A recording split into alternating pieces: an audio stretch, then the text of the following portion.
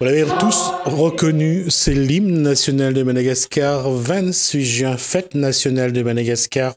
Une pensée, plus qu'une pensée, pour nos frères malgaches, bien sûr, et mes invités vont pouvoir me dire, Julien Klein a posé la main sur son cœur, tout le monde a été quand même pris un petit peu d'émotion. On se sent malgache ou pas? Oui, Manaoun toute malgache, Manaoun toute réunionnais. Ce qui veut dire? Bonjour. Parce que je ne sais pas du tout. Bonsoir. Bonsoir Marie-Yvonne Finet, bonsoir Julien Klein, et bonsoir... alors, Floris Payette, vous êtes venu, vous, pour parler de l'association du Cachou, mais juste pour revenir à cet hymne national, à la fête nationale malgache, donc un salut particulier donc à nos frères malgaches, à nos cousins, à nos amis, pour leur dire à quel point la Réunion va sans doute, comme d'habitude, fêter comme il se doit, cette grande fête, la fête nationale de ce grand pays qu'est Madagascar. En tout cas, merci merci à la laine donc pour ce hymne national. On va passer à juste un truc. Pour vous, une question. Pour vous, Madagascar, ça représente quoi pour nous? Moi, où ça me saute? Un bout où ça me saute? Un très grand pays, une belle culture. Julien, c'est quoi? C'est Madagascar. Vous avez déjà été à Madagascar ou pas? Jamais. Non. Jamais. Tu n'as jamais fait rêve à vous d'aller faire un tour à la Grande Île? Non, pas encore pensé. Et d'ailleurs, je regrette dans l'éducation réunionnaise où ça ne nous apprend pas une langue de l'océan Indien, que ce soit malgache ou comment nous veut faire avec nos voisins causer. Je trouve que nous apprendre l'anglais, nous apprendre l'espagnol, pourquoi on n'a point une langue de l'océan Indien? Ça, c'est un questionnement. D'ailleurs, je m'attache à moi à apprendre le malgache depuis l'année dernière, donc je me dis 2-3 petits mots seulement, donc Manaoun, Muramura, bonnes affaires comme ça, mais j'ai envie de le cause. Dit bonjour. Manaoun, mais il doit avoir une autre manière. Voilà. Aussi, oui. Velum, c'est au revoir. Et Muramura doucement, ou Tin, combien il veut dire, combien il coûte. Mais une fois, il prononce mal. Mais en tout cas, il s'attache à moi à connaître une langue de l'océan Indien parce qu'il me trouve inadmissible, surtout dans le travail que je fais. D'accord. Alors, c'est quoi le travail que vous faites finalement? Moi, mais les gens réunionnaises, dans le travail que je fais, c'est de connaître toute la composante cumulée, afro, indo, sino, euro, malagasy. Donc, si ce malagasy là, je ne connais pas, là, il y a un problème, parce que l'euro, je connais bien. Je connais bien pourquoi? Parce que dans l'école, c'est ce que nous apprenons. Le réunionnais, je vis à l'île, je s'en lit. L'indien, je connais un peu. Le chinois, je commence parce qu'on a une amie qui est chinoise, mais j'ai envie d'être entière. Donc, si je suis entière, en tant que réunionnais, je suis bien dans moi-même. Juste rappeler combien de langues vous parlez là? Non, pas combien de langues. Je trouve que je cause l'espagnol, je cause l'anglais, je cause pas une langue de l'océan Indien. Et je cause créole forcément. Je traduis le français quand même encore dans ma tête. C'est-à-dire, je parle français, mais c'est toujours une traduction. D'accord. Et alors que l'anglais, pour moi, je pense en anglais. D'accord. Avant de parler du Cachou, Floris Payette, éduquer l'enfant réunionnais, et quand je dis l'enfant réunionnais, je parle de tous les enfants de la Réunion, de tous ceux qui sont à la Réunion, et même ailleurs d'ailleurs. Apprendre à parler une langue de l'océan Indien, donc le malgache, parce que c'est la plus grande, c'est aujourd'hui 27 millions d'habitants. C'est quelque chose que à l'association peut envisager. Bien sûr. En fait, il faut savoir que dans notre association, nous sommes d'abord des créoles, premièrement. Mais c'est vrai que nous attachons une certaine importance à s'extérioriser vers tout ce qui nous entoure. On va s'extérioriser, mais tout en gardant notre identité. On ne s'extériorisera pas pour devenir un autre peuple ou des enfants ou des familles différentes. Nous sommes des familles créoles, nous sommes des familles réunionnaises. On va juste rappeler quelque chose. Cette année, c'est le 355e anniversaire du peuplement de la Réunion. C'est le 170e anniversaire de l'abolition de l'esclavage. Juste pour dire que le peuple réunionnais est parti, dans sa construction, est parti de Madagascar. Il faut jamais oublier que les premiers réunionnais, entre parenthèses, Louis Payen et un autre métropolitain, puis les 10 malgaches, sont venus de la Grande Île en novembre 1863. Donc, la Réunion va naître le peuple réunionnais va naître d'abord à partir de Madagascar. Bien sûr, d'autant que, à mon Miro précise une affaire du côté de la féminité, c'est-à-dire les premières femmes blanches viennent du grand hôpital. Micro a dit le grand hôpital, c'était les femmes que l'étaient désœuvrées, hein, c'était pas forcément des voyous, hein, ne connaît pas le féminin, et que tu mettes dans une grande prison. Et les premières femmes blanches qui sont venues ici, c'est seulement début 19e. Donc, il veut bien dire que la première femme, c'est malgache. Donc, à mon avis, une association malgache-français, malgache, là, a été le premier enfant de la Réunion. Oui, de toute façon, c'est clair que le premier enfant malgache, le premier enfant né à la Réunion est bien sûr d'origine malgache, ça c'est évident. Sachant, bien sûr, on va juste rappeler l'anecdote, quand ils sont arrivés, ils sont pas restés ensemble parce qu'il n'y avait pas assez de femmes et ils se sont battus pour ça. Comme quoi, encore une fois, la femme est l'avenir de l'homme. Ça reste vrai, hein, parce que depuis toujours, nous bataillons pour deux choses, le pouvoir et les femmes. Toutes les guerres se sont faites pour ça. Hein. Moi, en tout cas, pour moi, j'ai juste rappelé, moi, je me bagarre que juste pour le pouvoir. Hein, c'est la seule chose qui m'intéresse. Moi, je vous le dis. Parce qu'on a ta femme. Non, allez, on va fermer cette parenthèse, je vais revenir là-dessus. Alors, Marie-Vonne Finet, donc, j'allais dire retour en deuxième semaine. Cette fois-ci, alors, la première fois, on a parlé d'artiste, de la femme artiste, de la femme engagée, de la femme qui veut défendre la femme, d'une part. Et après, on s'est rendu compte qu'à un moment, on ne peut pas dissocier l'artiste de la femme. Mais dissocie pas, oui. Et c'est toujours dans la même D'ailleurs, démarche. ça me posait un problème avec ma fille, tout simplement. Ma fille aimait sa maman. Et quand j'allais donc dans un domaine artistique, je changeais de nom. Je me suis appelée Koufela, Kosaoufela. Et après, on m'appelle à moi Baya, parce que au thé Baya, une exclamation, après une interrogation ou affirme de façon déséquilibrée, avec une exclamation, Baya. Et aujourd'hui, il revient donc à Marie-Vonne, que m'y artistise avec un apostrophe au lieu d'un O. Mais pour moi, c'est ne défendre pas la femme. Hein. On va ça parce que mon camarade un jour, il dit à moi comme ça, est-ce qu'on est féministe? Il dit non, mais les femmes.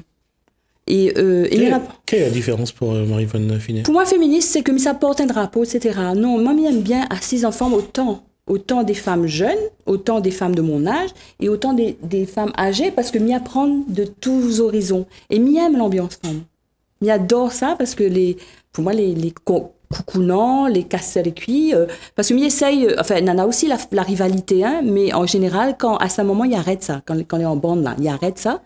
Et m'y fait une différence entre féministes parce que m'y dit pas mais les porteurs de quoi que ce soit, moi les porteurs de moi-même, et m'y demande aux autres femmes que mon ambiance y râle, ben viens, allons assises ensemble, surtout allons travailler ensemble. Parce que m'y rappelle mon grand-mère, t'es dit à chaque fois de monter viens son casse, c'est une femme au foyer qui avait 16 enfants, et ben elle t'es dit souvent de copine t'es viens, mais viens te rigoler. Juste pour rappeler que la mère de tous les Réunionnais a eu 16 enfants. 16 avec un grondin, 8 avec un grondin, 8 avec un paillette. C'était la première. C'est la première. Donc, elle avait épousé le grondin, donc à Madagascar, qui lui est décédé. Et ben, ensuite épousé un paillette. Donc, elle a déjà eu 8 enfants avec un grondin. Elle aura 8 enfants avec un paillette à La Réunion. Wow. Voilà. On va apprendre toujours des choses. Ah, et donc, tout ça pour dire, m'y aimerait que Nana, d'autant que cette société-là, me dit dans un texte que d'autres pays, les sur la falaise. Ben, sur la falaise, on dit, allons faire une affaire pour pas tomber. Allons faire une affaire. Et quand une famille, moi, je compare une famille comme un pays. Si une famille n'est pas bien, malade, il faut que le maman, il fait une affaire, le papa, il fait une affaire. Moi, mais ça pas, moi, n'est pas un homme. Bien que parfois, moi, j'ai eu l'impression que je n'étais pas moi pour un homme. Hein. Donc, je rigole, c'est fermer la parenthèse. Mais, moi, envie que dire bonne forme, écoute, ce matin, m'a pas voulu entendre. Mais monsieur, il invite à moi boire un café. Il croise, il me sort de la poste, il connaît pas lui. On boit un café, mais en retard. D'ailleurs, moi, en résidence à la Cité des Arts, donc il doit être là-bas, là.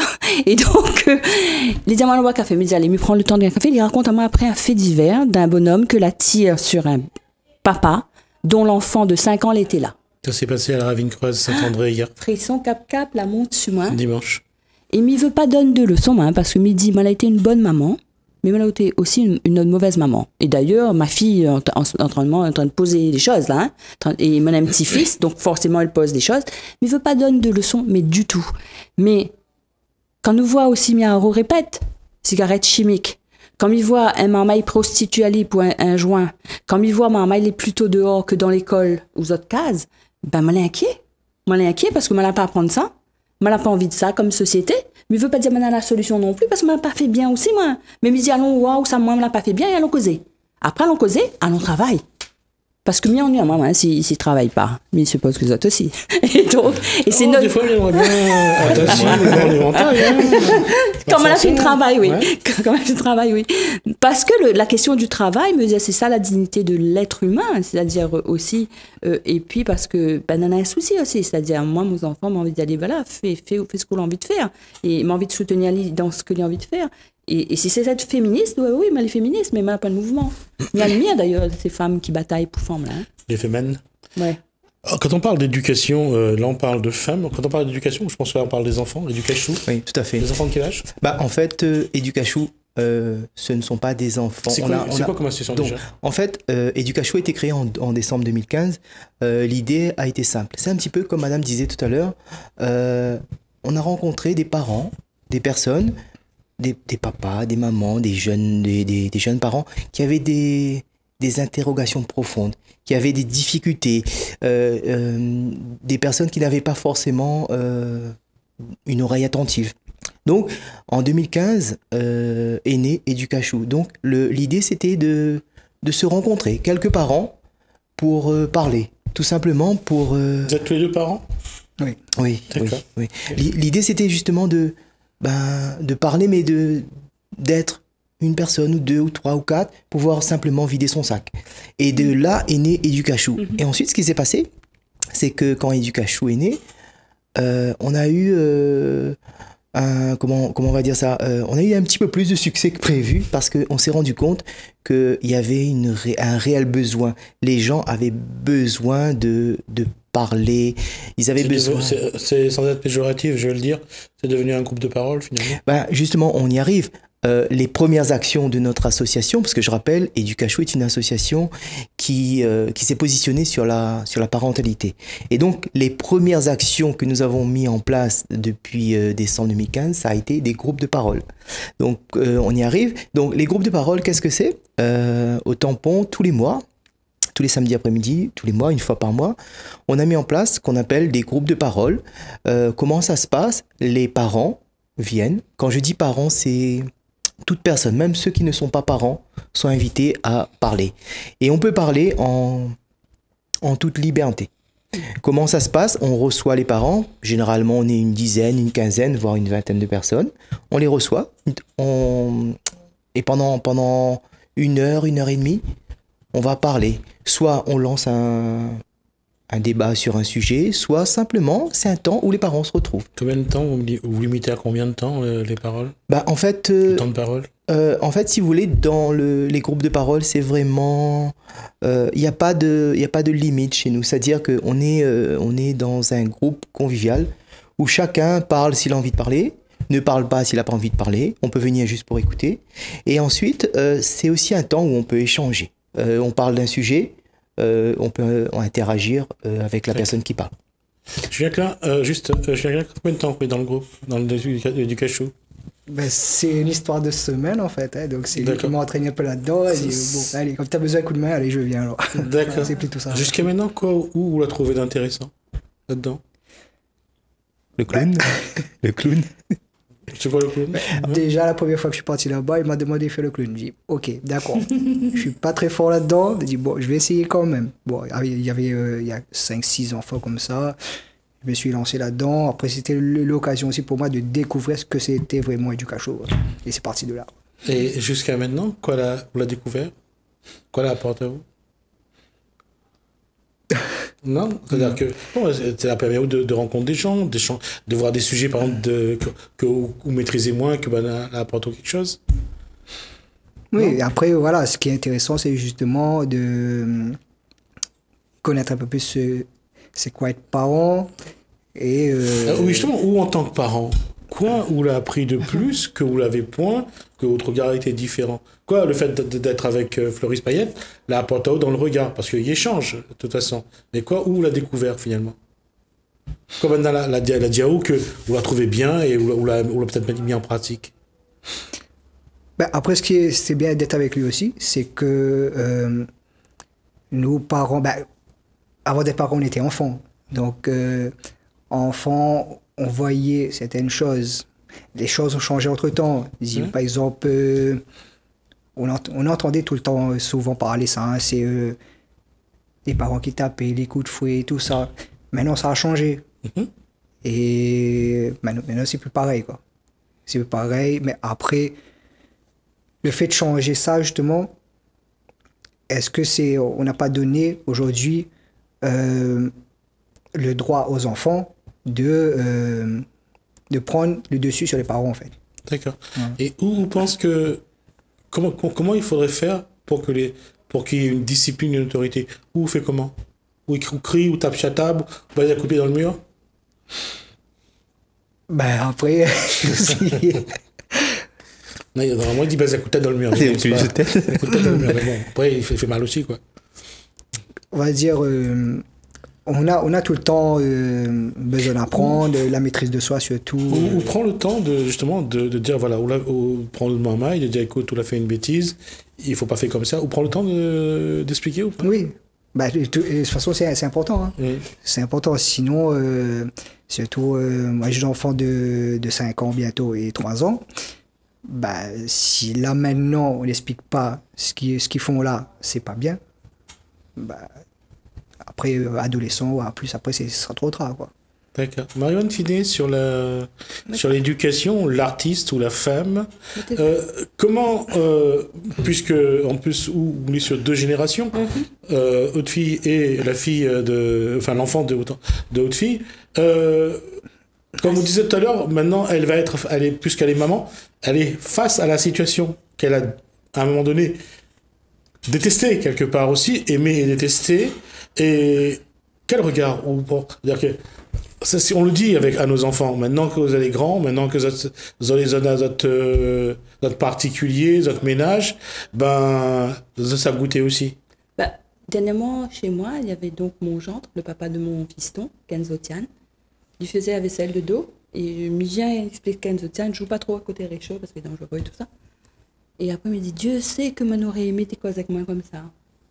Et après, il me dit, Dieu sait que m'en aurait aimé tes causes avec maman comme ça. Donc, Nana, ce recul-là, hein, en tant que grand-mère, elle est beaucoup plus facile. Et en même temps, il donne aussi l'occasion de rattraper ce qu'on n'a pas bien fait avec les enfants. De toute façon, ma fille étant ma fille, elle est en train de rattraper à moi par rapport à ce que l'on a mal fait. Elle est extrêmement violente. D'autant que elle, écoute, dit ça de façon plus posée, quoi. Elle me dit non, j'ai pas envie de faire ça de façon posée. Ça sort, j'en ai besoin, je pense à moi et m'y accepte. Ce qui n'est pas facile, hein, parce que dernièrement, ça va la Cité des Arts, on a un rendez-vous, mais croise mon amie Yun-Chan qui est extrêmement délicate, c'est une chorégraphe, et qui aurait, parce qu'elle n'est pas maman, été une très bonne mère pour moi. Elle a fait cours à ma fille, et elle connaît ma fille alors qu'elle a eu 1 année de cours de danse. Hein. Elle connaît bien. Et elle peut lire le corps aussi et dire où le problème. Hein, parce qu'elle peut dire... toi, c'est de la morphopsychologie. Oui, c'est ça. Et donc, non, mais étonnamment, ce savoir-là. Et donc, elle me dit, tu te tais. Tu acceptes. Tu acceptes qu'elle te claque. Mais c'est comme ça. Et Mitzazot, les durs, mais en même temps, m'y remercie bon Dieu, m'y remercie mes ancêtres, hein, parce que quand on dit malgache et tout ça là, hein, moi, m'y connais, m'en a 2 affaires, malbar, malgache, parce que m'y connais, d'accord? Et le malbar, la rentrée là, me dit malbar, mes Indiens, hein, ce que nous appelons les Indiens, les venues là, elle est bizarre, avec une statue Shiva qui arrive dans mon cas par hasard, hein. Et m'y remercie Azot, parce que là, donne-moi cette opportunité-là de résoudre les blessures comme elle a fait à ma fille. Pour qu'elle y éduque bien, parce que ce Kenzo Tian-là, ce que l'île est venu dans l'ère du virtuel, hein, c'est-à-dire tout maintenant, tout de suite, bon, là, Zoti pense, Zoti fait. Donc, si nous bloque ça, alors, il revient un petit peu, par contre, mais il faudrait échanger avec Zot. Je ne connais pas si c'est où dit. La femme a l'impression que nous déséduquons entre 0 et 7 ans. Mais on lance la question, hein, on n'est pas sûr. Hein. Entre 0 et 7 ans, on a l'impression que c'est des êtres pleins de savoir. Moi, ma fille, quand elle est revenue dans ma vie, moi, j'étais à l'ouest. Moi, m'avait 25 ans, t'es à l'ouest, moi, t'es en train de vivre une vie que l'était pas moins, mais t'es devenu quelqu'un que l'était pas moins, mais en même temps, en restant un peu vrai. Et elle la ramène à moi à l'essentiel, et d'ailleurs, elle me dit tout le temps merci, hein, même si là, en ce moment, il voit pas tout ça. Et elle a raison. Et elle règle ses comptes Voilà. pour l'instant. Elle règle ses comptes pour l'instant. Ça même. Et donc, quelque part, elle la ramène à moi, oui. Elle la ramène à moi à l'essentiel, du style, elle regarde le ciel, à cause avec les oiseaux, à donne manger les oiseaux le matin. Et ils sortent à moi une belle phrase, du style, tiens, regarde, le ciel mange la lune. Et il donne à moi une idée, mais il dit, pourquoi ne prend pas des paroles d'enfants comme ça, il nous fait des choses. Hein. Et d'ailleurs, en matière d'enfants, il peut lancer une affaire, c'est qu'Isabelle Testa, moi, elle a dit, mais ça parle de ce que Forme aussi il fait d'intéressant. Isabelle Testa, il faut savoir qu'Isabelle Testa, elle a écrit les textes de Basse-Terre. C'est elle qui écrivait les textes de Basse-Terre jusqu'à les années 90, jusqu'à les deux séparent, hein, et Basse-Terre devient autre chose. Il fait une exposition, parce qu'elle est enseignante aussi, avec plein d'écoles, avec des enfants, des expositions d'enfants. Il est gratuit à la Cité des Arts. Donc, il faut aller, emmener ses enfants, mais ça mène mon fils en tout cas, sur viens écouter mon dessin. Donc, il écoute une musique, le marmaille, il aime cette musique, et il va expliquer à un plasticien pour aider à mettre ça en image. Et le son, on aura du son et tout ça. Donc, moi, m'y attendre que le son arrive parce qu'il y avait un problème technique pour amener à mon fiston. Donc, je trouve que éduquer aussi, quand on dit ouvrir. Bien sûr. Bien sûr. Nous les ouverts, nous, quand nous nés là, nous les ouverts, nous, je pense. On arrête, hein? Alors, il nous reste que 3 minutes. Voilà. La question sur l'éducation. Éducation aujourd'hui, donc la parentalité, aujourd'hui, comment faire en sorte que le parent se sent moins coupable, soit moins sous les regards des autres en disant est-ce que je fais bien ou est-ce que je fais pas? C'est une question qui est récurrente en fait à chaque fois. C'est quoi être un bon parent? C'est quoi être une bonne mère? Un bon père?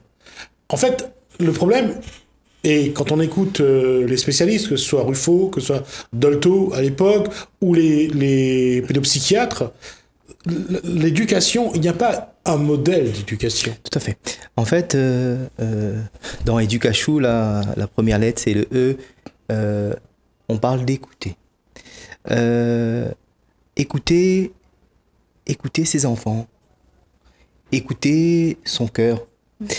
Il n'y a pas de bons ou de mauvais parents. Il y a des parents qui ont un devoir, une obligation d'amour et une obligation d'éduquer. Mais éduquer, c'est très vaste. Nous, à Educachou, on n'a pas la prétention d'apprendre à éduquer. Nous, on veut travailler avec tous les parents qui veulent travailler avec nous pour que leurs enfants s'épanouissent de mieux en mieux et de plus en plus.